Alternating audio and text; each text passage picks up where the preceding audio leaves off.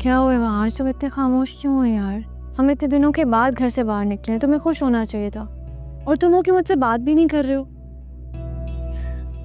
मुझे लगता है तुम्हारे कज़न ड्रग्स लेता है।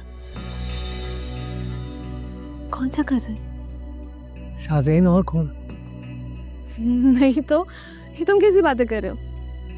मुझे उससे ड्रग्स की स्मेल आ रही थी और उसका चेहरा देखकर ऐसे ही लग रहा था कि उसने ड्रग्स लिए। तुम पागल हो गए हो? मैंने कभी उसे ड्रग्स करते हुए नहीं देखा है। यार तुम्हारे और चाची के सामने थोड़ी लेगा ड्रग्स वो, और तुम्हें क्या पता ड्रग्स की स्मेल क्या होती। मुझे तुम्हें अकेले शाज़ेन के साथ नहीं जाना चाहिए था। शाज़ेन को कुछ सामान लेना था यार। तो सामान लेने के बाद अपने घर वापस चली जाती, उसके घर जाने की क्या ज़रूरत थी, वो भी अकेले। मुझे क्या पता था कि वहाँ कोई नहीं होगा।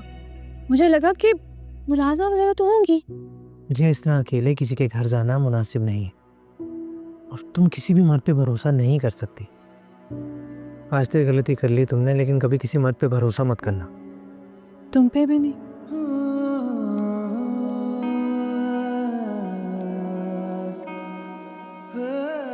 हाँ, मुझ पर भी नहीं, क्योंकि तन्हाई में ना एक मर्द और औरत के बीच में तीसरा शैतान होता है।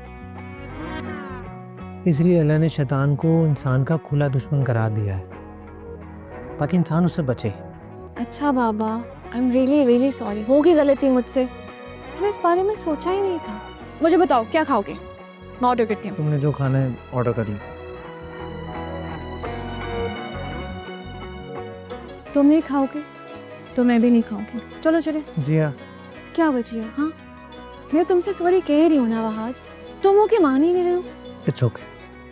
तो प्लीज़ आइंदा ख्याल रखना, क्योंकि मुझे तुम्हारी बहुत फिक्र होती है। मैं नहीं चाहता तुम्हें कोई नुकसान पहुँचे। तुम कुछ ज़्यादा ही सोच रहे हो वहाज। ओके, आई प्रॉमिस, आइंदा मैं वाकई ख्याल रखूंगी। ओके, अब प्लीज़ कुछ ऑर्डर कर ले। मुझे भूख लगी है। तुम्हें क्यों नहीं लगती है भूख यार? करो बाबा।